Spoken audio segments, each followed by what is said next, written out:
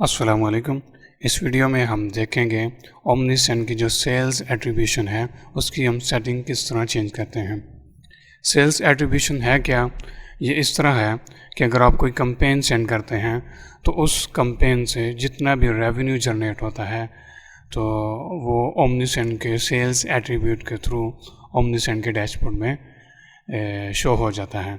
Like इतना revenue आपकी जो ईमेल कैंपेन थी या जो ऑटोमेशन थी उसके थ्रू जनरेट हुआ है।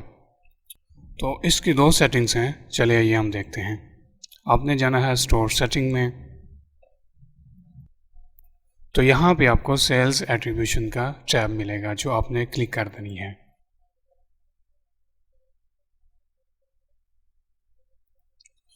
तो ये दो ऑप्शंस हैं कि आप रेवेन्यू किस तरह कलेक्ट करेंगे। लाइक कि अगर उसने किसी भी सब्सक्राइबर ने ईमेल ओपन की और उसके 7 दिन के बाद उसने अगर परचेज़ कर ली तो वो कंसीडर किया जाएगा कि ओमनीसेंट के थ्रू रेवेन्यू आया है। और अगर आप इसको चेंज करना चाहते हैं कि बस वही काउंट किया जाए जिसने ईमेल पे क्लिक करके किसी लिंक को उसके बाद 7 डेज़ के अंदर अंदर परचेज़ की है, तब जाके रेवेन्यू ओमनीसेंट में आए, तो आप यहाँ से चेंज करके इसको अपडेट कर सकते हैं। तो ये कोई इतनी इम्पोर्टेंट नहीं है, लेकिन मैंने कहा चले फिर भी आपको बता देता हूँ। तो ये सेल्स एट्रीब्यूशन किस तरह वर्क करती है, मैं यहाँ पे एक छोटा सा स्क्रीनशॉट जो है वो भी अटैच कर देता हूँ। ले जी, ये है सेल्स एट्रीब्यूट की जैसे जो हम बात कर रहे थे कि किस तरह रेवेन्यू जो है वो ओमनीसेंट को अलॉट होता है।